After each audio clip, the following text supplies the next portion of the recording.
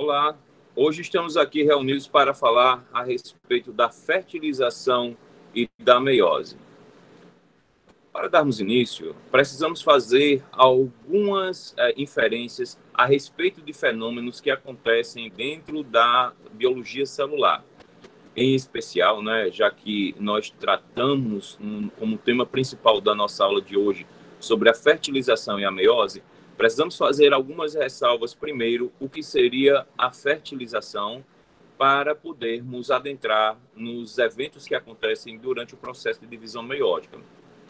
A fertilização nada mais é do que a união entre gametas de indivíduos de sexos diferentes, indivíduos de uma mesma espécie, obviamente. E esses gametas, eles são produzidos por meio de um processo chamado gametogênese, Gênese, como nós todos sabemos, é o processo de origem, E gameto está relacionada a gametas, Esse prefixo. Daí a definição, onde a gametogênese, tanto para animal quanto para vegetal, ela acontece por meio da formação de seus respectivos gametas, que entraremos em detalhes um pouco mais à frente. Como eu já mencionei, eu acho que é a terceira vez, o processo de formação de gametas, tanto em animais quanto em vegetais, recebe o nome de gametogênese. Todavia, há algumas especificidades que diferenciam os animais dos vegetais.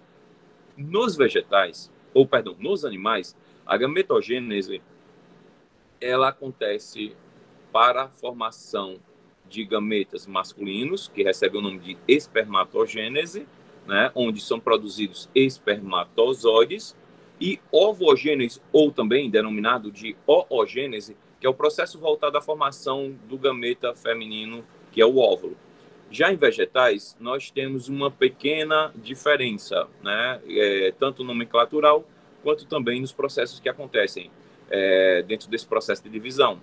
Daí, nós denominamos de microsporogênese para a produção de grãos de pólen, enquanto que a megasporogênese ocorre para a produção de óvulos.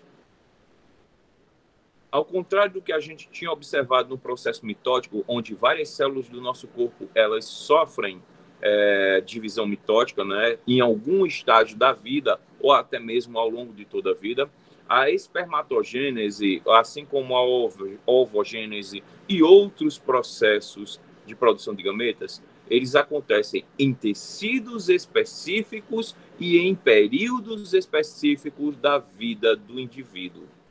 Por exemplo, a espermatogênese, que é o processo de formação dos espermatozoides, elas vão acontecer em tecidos específicos. Neste caso, no epitélio germinal, que é encontrado nos túbulos seminíferos dos testículos.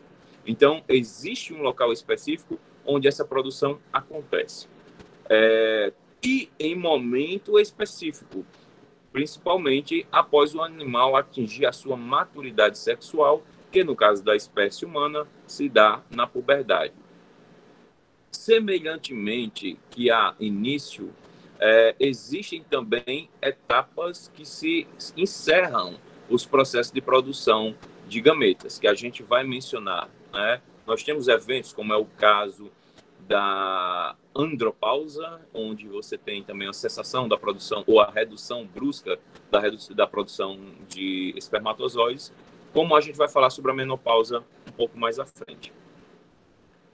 A produção dos gametas, que seriam os espermatozoides, elas requerem etapas específicas. Como apontado aqui na figura, nós temos uma fase de maturação sexual das células, onde essas células sofrem mitoses sucessivas, por isso que elas são 2N, antes de sofrer os primeiros processos de divisão. Nós temos as espermatogônias, que são oriundas das células dos túbulos seminíferos, onde elas sofrem sucessivas divisões mitóticas antes de passarem a se tornar espermatócitos primários. E os espermatócitos primários, eles são assim denominados após as espermatogônias elas se diferenciarem e possuírem a capacidade de sofrerem sua primeira divisão meiótica. dando origem àquilo que nós conhecemos como espermatócitos secundários. Estes espermatócitos secundários, produtos da primeira divisão meiótica, poderão sofrer uma nova divisão meiótica, né? Então, teríamos a meiose 2, uma segunda divisão, né? Onde serão formados as espermátides, né? Que é esse produto da segunda divisão meiótica. E essas, por diferenciação e maturação, desenvolverão um flagelo, né? E adotarão a forma do espermatozoide classicamente conhecida. Curiosamente, né, a gente vai reportar, vocês podem observar na imagem ilustrada, onde nós temos, em um primeiro momento, uma célula, um espermatócito primário com 4 cromossomos, dos quais 2, né, os homólogos se separam, que os homólogos seriam o produto onde a gente observa uma similaridade entre a composição gênica. Não estou falando composição alélica, estou falando composição gênica. Então, esse cromossomo representado aqui em maior tamanho, um vai para um lado, outro vai para o outro. Já o menor, da mesma maneira, um vai para um lado, outro vai para o outro. Na segunda divisão meiótica, agora nós teremos a separação das cromátides irmãs. Uma cromátide maior vai para um lado, uma cromátide maior vai para o outro. A cromátide menor vem para um lado, a cromátide menor vem para o outro. Isso acontece em ambas as células dos espermatócitos secundários, como a gente pode observar. Já a ovogênese ou oogênese, ela acontece no epitélio germinal situado dentro do ovário, né? Então, nós temos, hoje já não usa mais, né, as trompas de Falópio, atualmente é denominado de tubas uterinas, e que, por sua vez, é aqui nos ovários onde nós temos os ovócitos que darão origem aos óvulos maduros. Curiosamente, né, eu não sei se é do conhecimento de vocês, mas as mulheres, elas só concluem o ciclo de divisão meiótica uma vez a cada 28 dias para aquelas mulheres que têm um ciclo regular de 28 dias, né?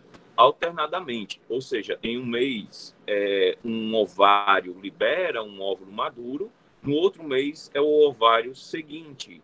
Né? O caso de gêmeos, ele se dá de duas maneiras, podendo os dois ovários sofrer por algum motivo de irregularidade hormonal, ter a liberação de dois óvulos que serão fecundados por dois espermatozoides diferentes, dando origem, assim, a um indivíduo, né, a gêmeos bivitelínicos, que são aqueles gêmeos que são diferentes, podendo ser, inclusive, de sexos diferentes.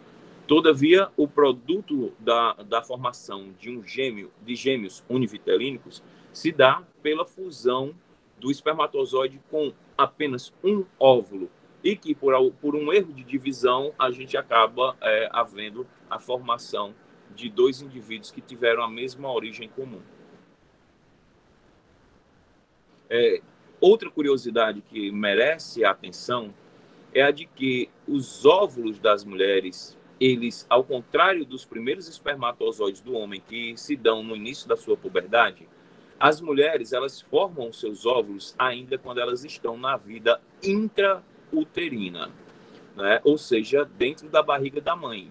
Todavia, a conclusão do processo de divisão meiótica de cada óvulo só vai acontecer quando a menina atinge a sua maturidade sexual e os hormônios irão concluir essa divisão. Mas eu vou fazer algumas ressalvas um pouco mais adiante. Daí nós temos o crescimento sucessivo da estrutura denominada de ovogônia, né, que ela sofre divisão mitótica, e essas ovogônias, elas passarão semelhantemente por um processo de maturação para a formação do ovócito primário, que por sua vez sofrerá a primeira divisão meiótica, formando assim aquilo que nós conhecemos por ovócito secundário, mas ao contrário do que observamos, né, na espermatogênese, onde células viáveis são formadas, originadas, seriam um produto final 4 células, 4 espermatozoides viáveis, aqui na primeira meiose, um dos produtos dessa divisão forma o ovócito secundário. Todavia, o outro produto vai formar um glóbulo polar, ou também denominado de corpúsculo polar, que no final do processo de divisão sofrerá degeneração.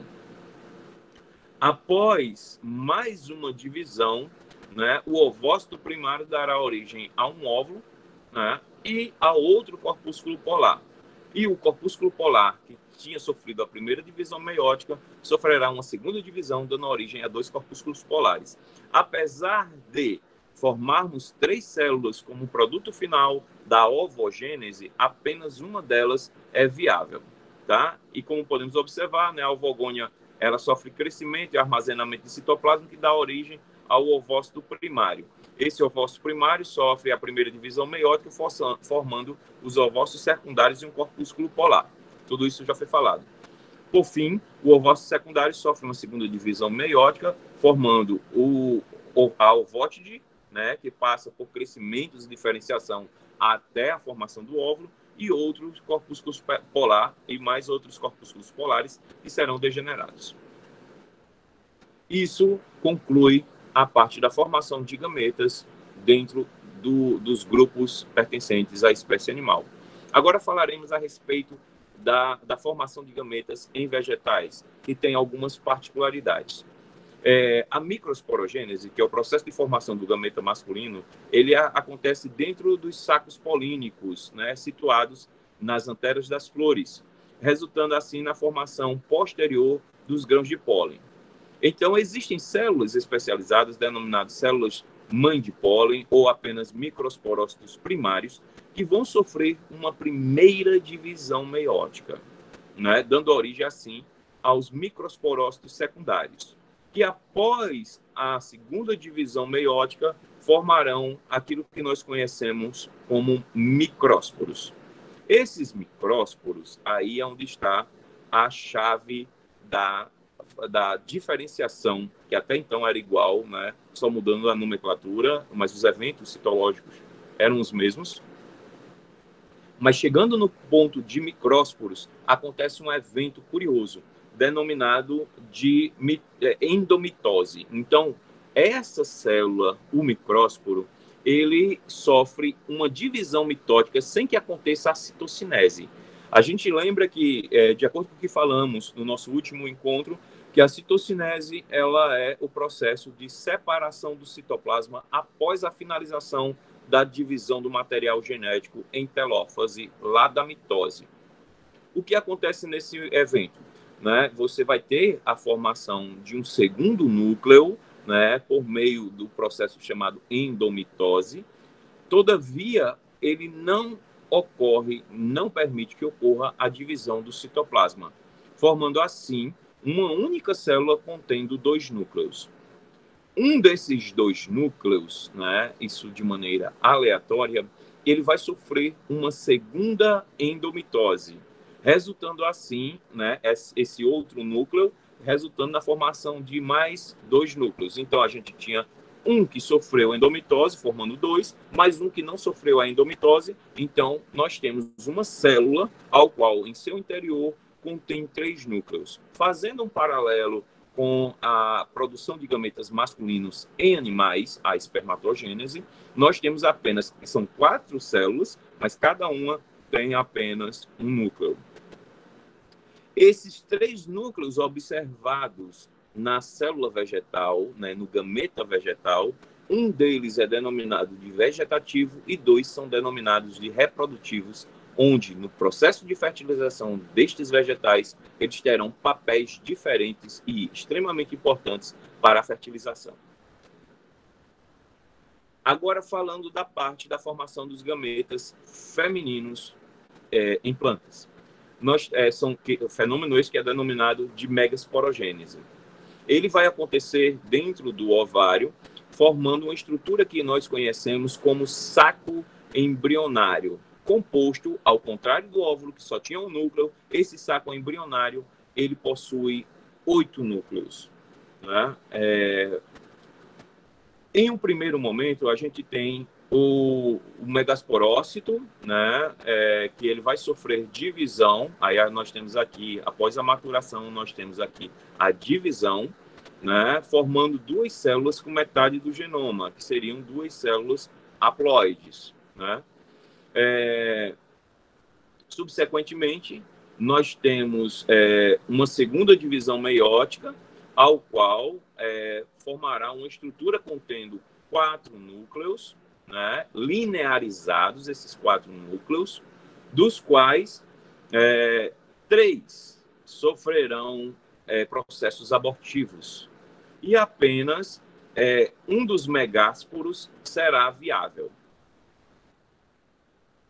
E após a ocorrência da formação da degeneração desses 3 megásporos, né, o megásporo viável, o remanescente, ele vai sofrer 3 endomitoses consecutivas, semelhante ao que foi descrito no processo de formação do grão de pólen, né? Então, eu tenho uma célula, que é um megasporócito, um megásporo, que, por sua vez, sofre uma primeira divisão. Então, 1 dará origem a 2, que é uma endomitose. A segunda endomitose, 2, dará origem a mais 2, formando um agrupamento com 4 células. E a terceira endomitose, nós temos uma duplicação outra vez. Então, resultando uma célula contendo 8 núcleos, que, por divisão, ele só tem metade do genoma, haploide, mas que cada um vai desempenhar um papel específico dentro desse agrupamento celular, que é chamado de saco embrionário. Então, após esse remanescente sofrer 3 endomitoses sucessivas, uma grande célula com 8 núcleos, que é chamada de saco embrionário, é formada. O saco embrionário, propriamente dito, ele é envolvido por um tecido denominado de nucela e também de tegumento, né? Esse tegumento ele é composto por 2 camadas de tecido materno, que essa estrutura, após ter a nucela e o integumento, ele é denominado de óvulo. Essa estrutura, esse óvulo maduro, ele contém 8 células, como eu havia comentado com vocês, cada uma com metade da cópia do genoma, e resultantes de 3 ciclos endomitóticos, onde 3 delas formarão células denominadas de antípodas, 2 de núcleos polares, 2 nós temos aqui, ladeando em azul, as células cinéticas, e essa ao centro, a oosfera, que essas 3 unidades, as 2 células cinéticas, junto com a oosfera, elas se posicionam na entrada do óvulo, que é denominado de micrópila. Bom, feito os gametas, passaremos agora ao processo de fertilização antes de adentrarmos propriamente na meiose, né, para a gente ver os eventos citológicos que ocorrem na meiose. O primeiro dos eventos que a gente precisa mencionar da fertilização é a que ocorre em animais. A fertilização em animais, ela tem uma particularidade que há muito é discutido, né? E que em algumas literaturas a informação ela acontece de maneira imprecisa. Alguns autores afirmam que o espermatozoide penetra a dupla camada que cobre o óvulo, mas essa penetração, ela de fato, ela não acontece totalmente. O que vai acontecer? Cada espermatozoide ele tem uma estrutura na ponta denominada de capuz acromático ou capuz acrossômico, ao qual dentro dele existem enzimas chamadas de enzimas líticas que, quando entram em contato com as camadas presentes no óvulo, essa bolsa ela começa a liberar as enzimas que vão degradando e vão fazendo de maneira grosseira, um furo no óvulo, na parede do óvulo. Ao fazer esse furo, curiosamente, o espermatozoide, ele lança em seu interior, ele não penetra como um todo com a cauda, ele lança em seu interior apenas o conteúdo do núcleo, e certamente entra um pouco de citoplasma, ele adentra somente o seu material genético dentro do óvulo. E outro fator que nós devemos chamar a atenção é de que, após o primeiro espermatozoide ter realizado a introdução do seu material genético dentro do óvulo, nenhum outro espermatozoide conseguirá, mesmo tentando, ele não conseguirá adentrar ao óvulo uma vez já fecundado. Uma curiosidade que merece ser chamada a atenção também é que nossas células, ou nosso genoma, nós dizemos que temos metade do genoma que foi doado, que veio do espermatozoide, através do processo de fertilização, e metade do genoma foi doado pela mãe, né? Tem origem materna. Isso é fato. Isso quando a gente está tratando de material oriundo do núcleo, material genético oriundo do núcleo. Todavia, sabemos que animais, eles possuem também material genético em organelas, conhecidas como mitocôndrias.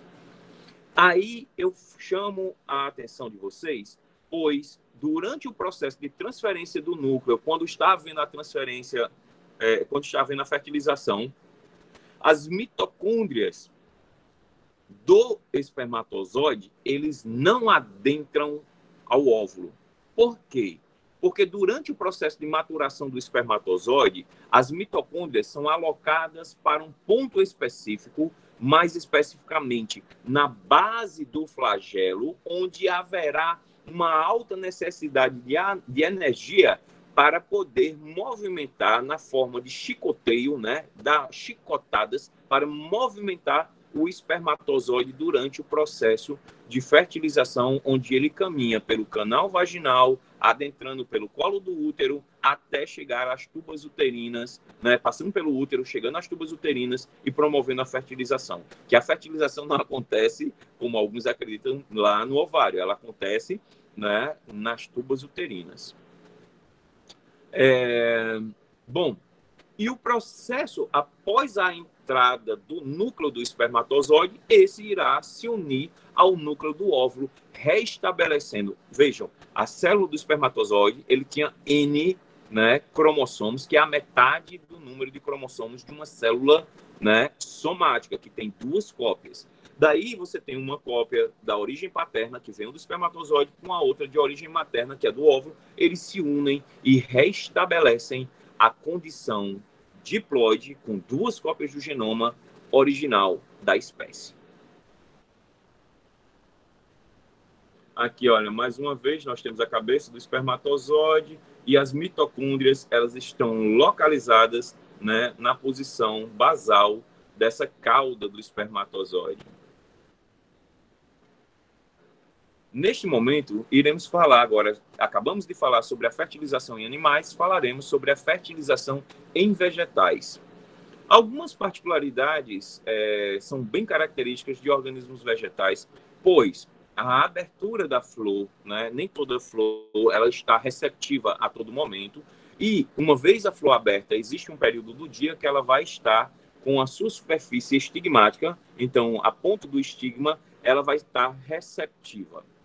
Tá? É óbvio que essa receptividade ela se dá pela presença de umidade, bem como de hormônios que vão permitir com que, uma vez o grão de pólen da espécie tocando a superfície do estigma, essa interação poderá promover estímulos no grão de pólen para que ele emita um prolongamento citoplasmático conhecido como tubo polínico. Então, nós temos aqui a representação de uma imagem onde nós temos o grão de pólen que ele tem o seu tubo polínico sendo emitido.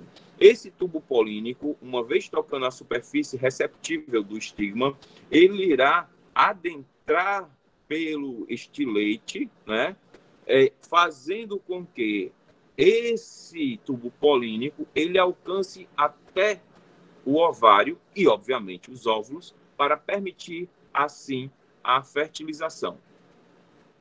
Essa orientação que acontece do crescimento do tubo polínico em direção, mais especificamente, à entrada do óvulo, que é a micrópila, ela se dá por meio da liberação de estímulos de comunicação com as duas células que estão na ponta, né, na porta, que são as células sinérgicas. Então, a comunicação ele se dá por meio da interação dessas células sinérgicas lá com o grão de pólen.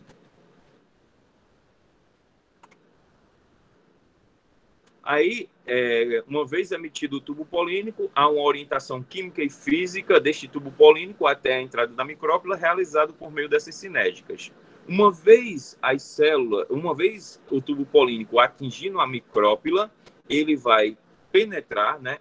Uma orientação, esqueci, né? A comunicação também, essa orientação, ela se dá tanto pelas células sinérgicas, como pela orientação dada junto com o núcleo vegetativo, né, que são 3 núcleos, um deles é vegetativo, 2 são reprodutivos, também denominados de germinativos, e cada um vai desempenhar uma função.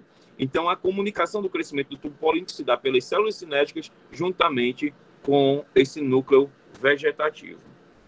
Uma vez esse tubo polínico chegando à entrada da micrópila e sendo realizado, né, as suas funções, as células cinéticas degeneram, o núcleo vegetativo degenera e esses 2 núcleos reprodutivos serão conduzidos para o interior do saco embrionário, tá? Então, há o desaparecimento do núcleo vegetativo, bem como a degeneração das células cinéticas. Desses 2 núcleos reprodutivos, também chamados de germinativos, um desses núcleos ele se unirá com uma célula denominada de oosfera. Então, um núcleo reprodutivo junto com a oosfera se unirá para formar aquilo que nós conhecemos como zigoto, né? Que posteriormente se desenvolverá por meio de sucessivas divisões mitóticas, dando origem ao embrião. O segundo núcleo reprodutivo ele vai se unir aos 2 núcleos polares, cada um com a célula N, né, com metade do genoma, a segunda com metade do genoma, e ele vai receber uma terceira célula, que seria esse núcleo reprodutivo, ao qual os 3 irão se fundir, formando uma única célula que dará origem àquilo que nós conhecemos como endosperma, que é um tecido triploide, tem 3 cópias do genoma, 2 de origem materna, que são os núcleos polares, e uma de origem paterna, que é esse núcleo reprodutivo. Os 3 núcleos que estavam no fundo do saco embrionário, as antípodas, elas também vão se degenerar. Bom, então, conseguimos vencer a etapa de fertilização. Neste momento, passaremos a conversar a respeito da meiose propriamente dita. A meiose, como o próprio nome diz, né, é um fenômeno ao qual o número de cromossomos de uma célula será dividido ao meio para a formação de gametas, né? É o processo responsável para a formação de gametas, que são os agentes que transmitem o conjunto de alelos de uma geração parental para uma geração filial por meio da reprodução sexuada. Existem algumas diferenças entre a divisão mitótica e a divisão meiótica, pois podemos observar que, curiosamente, após a replicação que acontece lá no processo de multiplicação celular, antes de iniciar a formação dos gametas, sejam eles quais forem, ocorre 2 divisões celulares na meiose, a chamada meiose 1 e meiose 2. Todavia, na mitose, a gente só tem uma divisão, mitose. Acabou, né? A mitose, ela pode acontecer em vários tecidos e em vários momentos da vida do indivíduo. Todavia, A meiose, ela só se processa em alguns estágios de desenvolvimento do indivíduo e em regiões específicas do corpo onde são produzidos os meiócitos, que seriam aquelas células com capacidade de sofrerem meiose. Uma célula mitótica dá origem a duas novas células idênticas a si. Todavia, uma célula que entra em meiose, ela gera quatro células filhas, e essas células, obviamente, elas, uma vez sofrendo meiose, elas não poderão sofrer novas meioses, tá? Mitose, uma célula de mitose pode sofrer uma nova mitose, mas uma célula de meiose não sofrerá uma nova meiose. A meiose, como eu havia comentado com vocês, ela é subdividida em duas etapas, meiose 1 e meiose 2. Para a meiose 1, nós temos prófase, metáfase, anáfase e telófase 1. Para a meiose 2, nós temos prófase, metáfase, anáfase e telófase 2. Semelhantemente ao que temos na mitose, né, essas quatro etapas durante o processo de divisão, aqui nós temos 8, sendo elas subdivididas em meiose 1 e meiose 2. Então, não há necessidade, né, se torna redundante se eu disser a prófase 1 da meiose 1, ou você pode dizer, né, ou a prófase 1, que a gente já subentende, que é da meiose 1, ou simplesmente a prófase da meiose 1. Está na mesma. Isso vale também para as outras etapas do processo de divisão meiótica. A prófase 1, ela tem uma particularidade porque muitos eventos extremamente importantes para a geração de gametas e para a geração de variabilidade genética ocorrem na prófase 1. A prófase 1, ela é subdividida em 5 subfases, denominadas leptóteno, zigóteno, paquíteno, diplóteno e diacinese. Abordaremos sobre cada uma dessas etapas a seguir. A primeira delas, leptóteno. A fase leptóteno, ela inicia, é o momento ao qual o cromossomo ele vai iniciar, na verdade, o filamento de DNA vai começar o processo de condensação cromossômica. O núcleo se apresenta apenas como um novelo de fios muito finos de DNA, tá? Que, na verdade, já são DNAs associadas a proteínas na tentativa de formar os cromossomos. A segunda fase é a fase de zigóteno, que ocorrem as famosas sinapses cromossômicas. É o momento pelo qual aqueles cromossomos que têm as mesmas informações genéticas, quando eu digo isso, que tem a mesma composição gênica, mas não necessariamente a mesma composição alélica, eles vão formar pares. Então, dentro do contexto intracelular, nessa fase de zigóteno, é o momento em que há o deslocamento e a aproximação espacial e o pareamento destes cromossomos homólogos, tá? E esse pareamento, ele não vai acontecer de maneira arbitrária. As regiões de semelhança, então, se eu tenho um gene para uma dada característica, ela vai se parear, né? Esse pareamento, essa sinapse, ela vai acontecer onde o cromossomo homólogo tem essa mesma região, né? Por regiões de homologia, ou seja, de semelhanças de função. O pareamento que ocorre entre essas regiões, essas regiões de correspondência, elas ocorrem por meio de um chamado complexo sinaptonêmico. E quando esses dois cromossomos homólogos estão pareados, eles são denominados de bivalentes, né? Dá para entender, bivalentes, né? A gente tem um complexo, essa união entre os homólogos acontece por meio desse complexo sinaptonêmico, que nada mais é do que um complexo proteico que ajuda nesse pareamento entre os cromossomos. A fase subsequente é uma fase que eu posso lhe dizer que ela merece extrema atenção, especialmente porque os óvulos das meninas, que eu falei para vocês que eles ainda não estão maduros, eles iniciam a meiose na vida intrauterina, mas todos os óvulos que não estão em fase de maturação nesse mês ou nesse momento, eles estão em uma fase meio que de hibernação, parados na fase de paquíteno, tá? Essa fase, ela é de extrema importância, porque é nela que ocorre um processo conhecidíssimo responsável pela variabilidade genética, né, quando você vai falar da geração, da variabilidade gamética de uma espécie, porque é nela que ocorre o fenômeno chamado de crossing over, ou permuta gênica. O crossing over, né, pela tradução cruzamento sobre, é o momento em que, nessas sinapses que aconteceram na fase anterior de zigóteno, as cromátides que estão em contato, esse cromossomo, essa cromátide é irmã dessa. Neste outro cromossomo, esta cromátide é irmã dessa.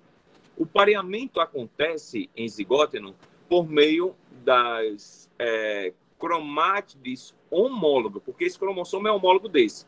E elas não são entre as cromátides irmãs, entre as cromátides homólogas de um par de cromossomos homólogos, tá?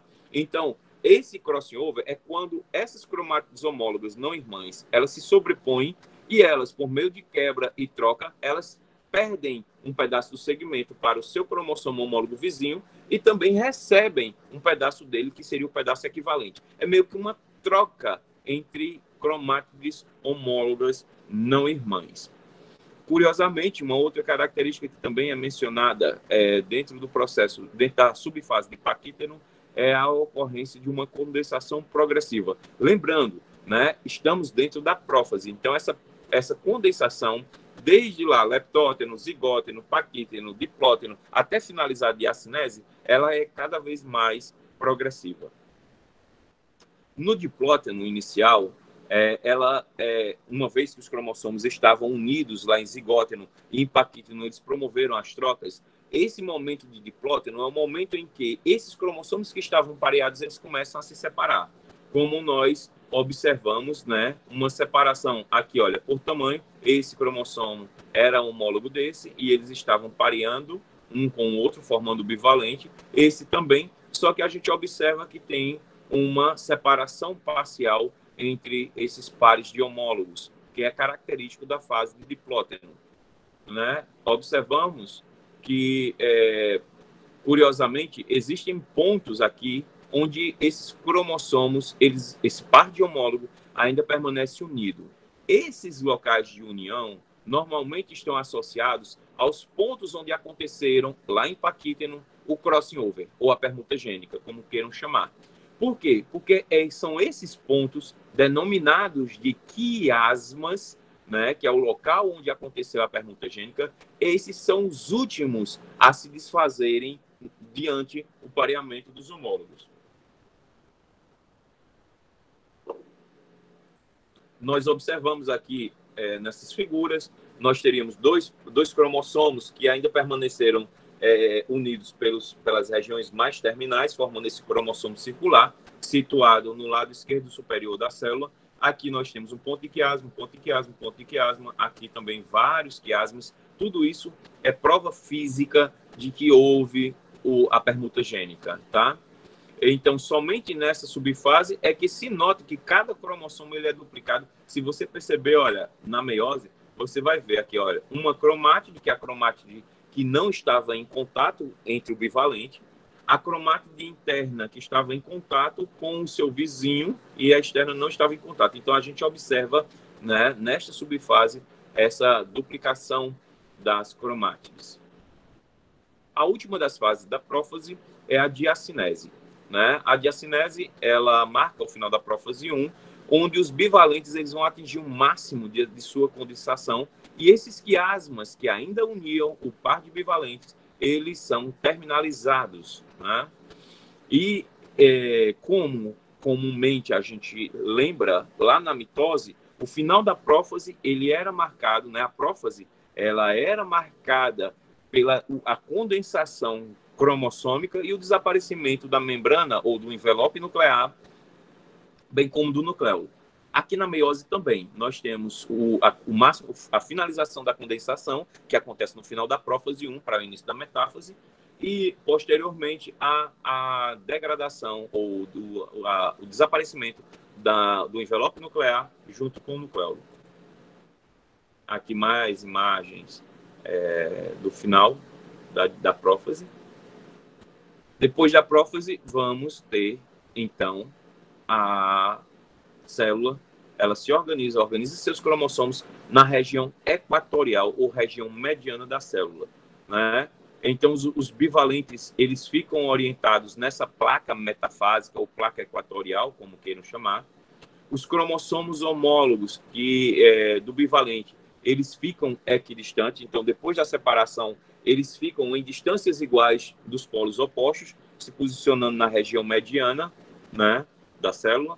E ficam orientados, mesmo próximos, eles ficam orientados para os polos opostos das células, para que as fibras do fuso possam se unir ao centrômero de cada um destes cromossomos. Lembrando que as fibras de fuso, elas não vão conseguir se unir aos centrômeros na região onde os bivalentes estavam pareados. Eles só se unem pela parte externa. Então, aí, uma foto dessa orientação, cada cromossomo, vocês podem observar, formado por duas cromátides, que isso é característico da meiose 1. A fase subsequente é quando as fibras de fuso que já estão ligadas, a gente não consegue observar porque não foi usado corante para isso, mas elas já estão ligadas aos centrômeros nas partes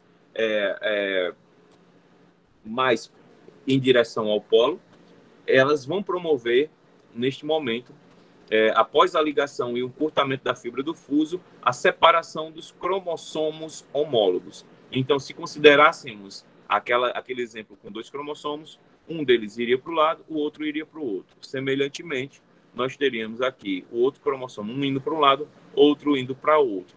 Vejam, eu tinha uma célula com 4 cromossomos. Da agora, cada plano celular ficará com 2. Por isso que essa primeira meiose, ela é chamada de reducional, pois ela reduz o número de cromossomos à metade. Mais uma imagem. Então, passamos por prófase, metáfase, anáfase e a última fase, para terminalizar a primeira divisão meiótica, temos a telófase 1. Nesse momento, ela é caracterizada pela finalização da migração dos cromossomos homólogos para os polos opostos. O número de cromossomos está reduzido à metade, né? Mas cada cromossomo ele vai possuir 2 cromátides. E, por fim, para a finalização, a gente tem a intercinese, que é um momento ao qual a célula ela vai ter uma pequena síntese de RNA para produzir as novas etapas necessárias para a meiose 2. A propósito, também, nesse momento, essa síntese ela é organizada, né? Você tem uma formação, novamente, final da telófase, nós temos o restabelecimento parcial, o restabelecimento do núcleo, né? Formando 2 novas células. Essas células, né, que se descondensaram outra vez, elas vão iniciar um segundo ciclo de divisão, que é a meiose 2. Nesse segundo ciclo, mais uma vez, ela vai repetir os eventos da prófase, comuns à prófase, que nada mais é do que a retomada da condensação cromossômica, o nucleolo que havia sido que havia reaparecido juntamente com a membrana do envelope nuclear, que havia reaparecido em telófase 1, eles voltam a desaparecer. E os centríolos, eles são duplicados, porque centríolos ou centrossomos, eles serão necessários, já que estavam em 2 planos da célula, agora eles vão ser necessários em 4 planos da célula. Uma vez que eles serão, né, responsáveis pela formação das fibras do fuso para dar continuidade à divisão meiótica 2. Então, a gente tem aqui os 2 planos, vejam, percebam que tem uma leve separação entre as 2 células, e você tem o início da condensação, já houve desaparecimento da membrana nuclear e do nucleolo. Na metáfase 2, que é a fase subsequente à prófase 2, as fibras dos fusos, eles já se formam, já se ligam às regiões centroméricas, então nós temos aqui formação nesses polos, e cada um desses cromossomos será observado na região mediana da célula, também em planos equatoriais ou placas metafásicas, né? Placas metafásicas ou placas equatoriais, e que eles atingem o máximo da sua condensação nessa fase. Daí as fibras, uma vez elas se unindo às regiões centroméricas, elas poderão, na fase subsequente, né, aqui olha, mais metáfase, elas poderão sofrer encurtamento e, neste momento, as fibras do fuso, elas se ligaram aos os dois lados do cromossomo. E agora, uma vez havendo um encurtamento, elas vão separar as cromátides irmãs, certo? Então, as cromátides irmãs destes cromossomos aqui observados, elas serão separadas e migrarão para os polos opostos da célula. A gente tem aqui, olha, uma anáfase mais adiantada, sendo finalizada, e outra ainda em fase inicial. Na telófase, né, nós temos aqui o reaparecimento, uma vez esses agrupamentos cromossômicos, eles vão começar a ter o reaparecimento em cada um desses agrupamentos de um novo envelope nuclear, ou membrana nuclear, o reaparecimento do nucleolo em cada um deles e a descondensação dos cromossomos, tá? E, por último, para a formação de 4 células, que agora essa célula é única, necessitaremos separar o citoplasma, né? E formando assim, nesse estágio, onde há separação, uma tétrade, né? Ou seja, uma estrutura celular, um aglomerado celular formado por 4 subunidades, cada um com metade da cópia do genoma original. Aqui, só para esquematizar, temos a fase leptóteno, muito filamentoso, zigóteno, um pouco mais condensado, paquíteno, que é onde ocorre o crossing over, né? Diplóteno, que a gente vê a finalização dos quiasmas, né? Após a diacinese.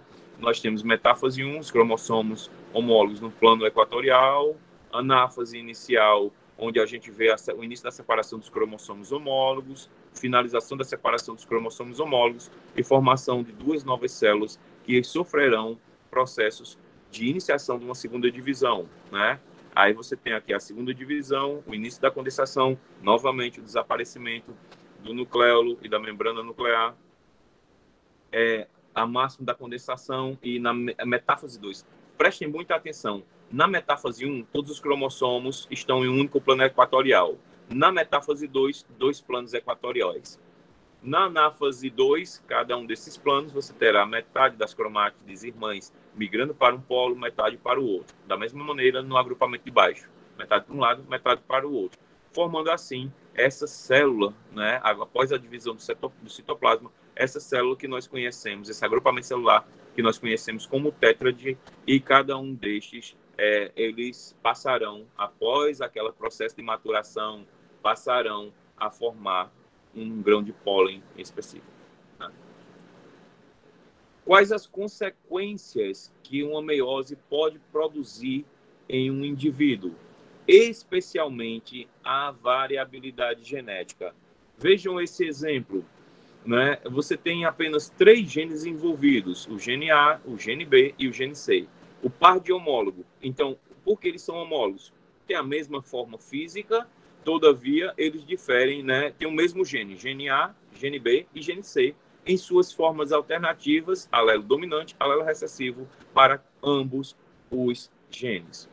E qual o resultado de 2 cromossomos como esse, que durante a meiose, eles sofrem crossing over?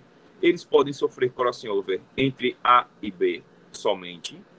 Em outros casos, pode ter entre B e C somente. Ou podem ter, em um outro exemplo, entre A e B e C. Quais as consequências desses 3 exemplos? Vamos citar. Na primeira região, entre A e B, nós podemos ter uma troca, né, que o crossing over ele permite isso, uma troca entre as cromátides homólogas não irmãs, de modo que esse cromossomo que não vai estar em contato, que não vai haver o crossing over, ele vai se manter não recombinado. Da mesma maneira, esse de baixo, que não está em contato físico com seu homólogo, vai se manter não recombinado. Todavia, esses 2 que estão, essas cromátides homólogas não irmãs, se elas sofrem crossing over nessa primeira região, elas vão formar um gameta contendo Azão, Bzinho, Czinho, que é esse daqui, e o Azinho, Bzão, Czão, que é esse daqui. Isso se o crossing over acontecer na primeira região. Se for na segunda região, vai ter o quê? O seguinte, não recombinante e não recombinante. Estão aqui em cima. São que não sofreram alteração.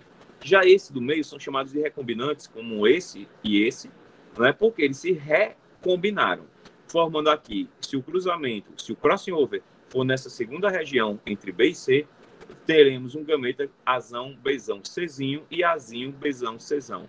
De fato, eles estão aqui. Por último, né, o último exemplo é que o processo de recombinação pode acontecer em ambas as regiões. Aqui, não recombinante, que é o que a gente observa, e nessa região nós teremos um azão, Bzão, Czinho, que é esse, e um azinho, Bzão, Czinho, que é esse de baixo. Daí, o produto da recombinação, levando em consideração apenas 3 genes, é que nós temos a formação de um gameta diferente, que é esse azão, Bzão, Czão. O outro, que é não recombinante, azinho, Bzinho, Czinho. E temos 6 formas diferentes como produtos de recombinação. Daí, nós temos 1, 2 gametas diferentes, com mais 6, 8 tipos de gametas diferentes, né? Que é o que a gente pode observar, né? Essa variabilidade gamética resultante do processo de recombinação. E curiosamente,